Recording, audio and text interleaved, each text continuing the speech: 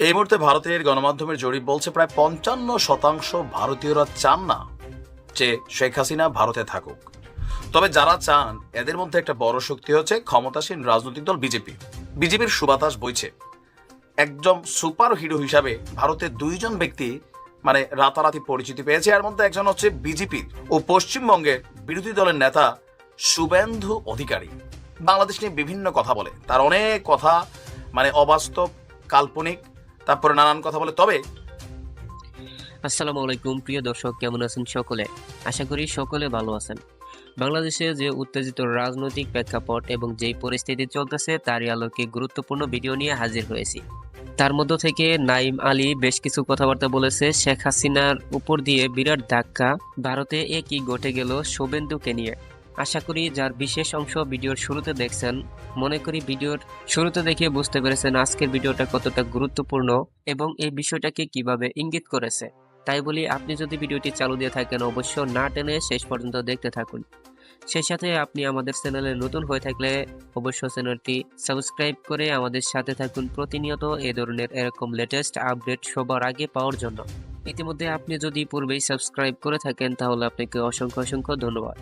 এখন আমরা কথা না বাড়িয়ে চলে যাই সেই কাঙ্ক্ষিত ভিডিও নিউজ স্ক্রিনে। আসসালামু আলাইকুম। আসলে সময়টা অনেক খারাপই যাচ্ছে বাংলাদেশ আওয়ামী লীগের জন্য এবং ভারতে অবস্থানরত শেখ হাসিনার জন্য। এই মুহূর্তে ভারতের গণমাধ্যমের জরিপ বলছে প্রায় ৫৫% ভারতীয়রা চান না যে শেখ হাসিনা ভারতে থাকুক। তবে যারা চান এদের মধ্যে একটা বড় শক্তি হচ্ছে ক্ষমতাসীন রাজনৈতিক দল বিজেপি। বিজেপির সুবাতাস বইছে। আবার ৫ই আগস্ট পরবর্তী সময় বাংলাদেশের আওয়ামী লীগের জনগণের কাছে একজন সুপার হিরো হিসাবে ভারতের দুইজন ব্যক্তি রাতারাতি পরিচিতি পেয়েছে। এর মধ্যে একজন হচ্ছে বিজেপির ও পশ্চিমবঙ্গের বিরোধী দলের নেতা শুভেন্দু অধিকারী। বাংলাদেশ নিয়ে বিভিন্ন কথা বলে, তার অনেক কথা অবাস্তব, কাল্পনিক, তারপরে নানান কথা বলে। তবে শেখ হাসিনা ইস্যুতে, বঙ্গবন্ধু ইস্যুতে বা আওয়ামী লীগ ইস্যুতে বা ডক্টর ইউনুস ইস্যুতে ওনার যে বক্তব্য, এগুলো আওয়ামী লীগের নেতাকর্মীদের অনেক পছন্দ। তবে যারা ডক্টর ইউনুসের ফ্যান ফলোয়ার আছেন তাদের কাছে অপছন্দ। এখন সেই শুভেন্দু হচ্ছিল গেল কয়েক মাস যাবত আওয়ামী লীগের বা শেখ হাসিনার বিশ্বস্ত ভ্যানগার্ড ছিল ভারত সরকারের পক্ষে। সবসময় আওয়ামী লীগের পক্ষে জনমত গড়ে তোলা। ইভেন আওয়ামী লীগের যে সকল পলাতক নেতারা ভারতে আছেন, শেখ হাসিনা সহ প্রত্যেককেই রাজনৈতিক আশ্রয় দেওয়ার জন্য মাত্র গতকালকে বিধানসভায় তাদের পশ্চিমবঙ্গের যে পার্লামেন্ট আছে সেখানে তিনি আওয়াজ তুলেছিলেন। আরেকজন নারীও আছেন। তবে দুঃখের খবর হচ্ছে ভারতীয় জনতা পার্টি বিজেপির এই বিধায়ক, তাকে পার্লামেন্ট থেকে বরখাস্ত করা হয়েছে আজকে। এখন এইরূপ আমরা যদি দেখি যে 17 ফেব্রুয়ারি তিনি সহ বিজেপির 4 এমপিকে বরখাস্ত করা হয়েছে। ভারতীয় সংবাদ মাধ্যম এক প্রতিবেদনে এই তথ্য বলছে যে বিরোধী দলের নেতা শুভেন্দু সহ 4 বিজেপির এমপিকে বিধানসভা থেকে 1 মাসের জন্য বরখাস্ত করা হয়েছে। এ নিয়ে এর আগেও তিনি কয়েকবার বরখাস্ত হয়েছেন। তো এবং এটাও গতানুগতিক দ্বারায় তিনি আবারও বরখাস্ত হয়েছেন বোঝা যাচ্ছে। তবে এই সিদ্ধান্তের বিরুদ্ধে আগামীকালকে বিধানসভার বাইরে কর্মসূচিরও ঘোষণা দিয়েছেন তিনি। শুভেন্দু ছাড়াও বরখাস্ত যারা হচ্ছেন বঙ্কিম ঘোষ, বিশ্বনাথ কারক এবং অগ্নিমিত্রা পাল। বলা হচ্ছে যে বিধানসভায় বাজেট অধিবেশন চলছিল। গত সপ্তাহে রাজ্যের পক্ষ থেকে অর্ধ বছরের বাজেট পেশ করা হয়েছে। এখন বাজেটের উপর আলোচনা হবে। তবে গতকালকে বিধানসভার অধিবেশনের শুরুতেই হট্টগোল শুরু হয়।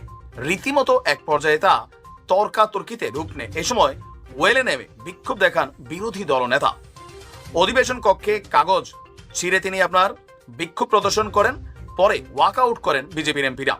আনন্দবাজার বলছে এই ঘটনায় তৃণমূলের পক্ষ থেকে মমতা দিদির দলের পক্ষ থেকে এই 4 জনকে বরখাস্ত করা হয় এবং পরে এই প্রস্তাবের উপর ভোটাভুটিও হয়। বিধানসভার স্পিকার বলছেন ভোটাভুটির মাধ্যমে সবার সম্মতিক্রমে শুভেন্দু সহ 4 জনকে বরখাস্ত করা হয়েছে। এখন এই পার্লামেন্টটা হচ্ছে মমতার, তো বিরোধী দল হচ্ছে বিজেপি পশ্চিমবঙ্গে। তো সেইখানে তাদেরকে বরখাস্ত করা হয়েছে, যার কারণে আগামীকালকে তিনি এখানে কর্মসূচির ঘোষণা দিয়েছেন। কিন্তু ঝামেলাটা হচ্ছে কি, এই মুহূর্তে তিনি পশ্চিমবঙ্গে একটা বিশাল জনগোষ্ঠীকে আওয়ামী লীগের পক্ষে, ডক্টর ইউনুসকে মোল্লা ইউনুস বলে, এটার বিপক্ষে একটা বিশাল মানুষ কিন্তু তৈরি করে ফেলছে, জনমত তৈরি করে ফেলছে, যেটা টোটালি এই সরকারের রানিং গভর্নমেন্টের বিপরীতে অবস্থান করছে। আর এই মুহূর্তে তিনি খুবই সেলিব্রিটি টাইপের একজন নেতা। ইভেন পশ্চিমবঙ্গে মানুষদের মধ্যে আওয়ামী লীগের পক্ষে রাষ্ট্রকে, সরকারকে, বিজেপিকে যতটুকু মোটিভেট করা দরকার, কাউন্সিলিং করা দরকার, ইনফ্লুয়েন্স করা দরকার, এই কাজগুলা এই শুভেন্দু করত। এখন যখন তিনি বরখাস্ত হয়েছেন প্রাথমিক 1 মাস, এটা আরো বাড়তেও পারে এবার, কারণ লিমিট ক্রস করে ফেলছেন। পশ্চিমবঙ্গ বিধানসভায় একটা স্বাভাবিক রীতি আছে যে 1 বার 2 বার 3 বার পর্যন্ত স্বাভাবিকভাবে অনেকেই বরখাস্ত করা হয়, কিন্তু চতুর্থবার বরখাস্ত করার পর অনেকেই পার্লামেন্টে ঢোকার সুযোগ পান না। তবে যেহেতু ভারতের কেন্দ্র সরকার বিজেপি, সেই ক্ষেত্রে হয়তো এখানে একটা প্রেশার ক্রিয়েট করা হবে আর মমতা তিনি এটা মানতে বাধ্য হবেন। বাট আপাতত আওয়ামী লীগের পক্ষে কথা বলার জন্য ভারতে, পশ্চিমবঙ্গে যিনি সবচেয়ে বেশি কথা বলেছেন, এক নামে সবাই চিনেন তাকে, শুভেন্দু, আপাতত আর পার্লামেন্টে নেই। তো শেখ হাসিনার ভ্যানগার্ড হিসাবে এই মুহূর্তে দায়িত্ব পালন করেছিল ভারতে পশ্চিমবঙ্গের এই শুভেন্দু। এখন আপাতত কি হয় আসলে বলা যায় না, তবে সময়টা কিন্তু খারাপ যাচ্ছে। ভালো থাকুন। আমি আশা করি আজকের ভিডিওটি আপনি সম্পূর্ণ দেখছেন। ভিডিওটি সম্পর্কে যদি কোনো মতামত বা প্রশ্ন থাকে তাহলে অবশ্যই কমেন্ট করে জানাতে ভুলবেন না। এতক্ষণ আমাদের সাথে থাকার জন্য আপনাকে অসংখ্য অসংখ্য ধন্যবাদ। আমরা আজকের ভিডিওটি এখানে শেষ করছি। দেখা হবে পরবর্তী লেটেস্ট নিউজ এর সঙ্গে। এতক্ষণ আমাদের চ্যানেলের সাথে থাকুন।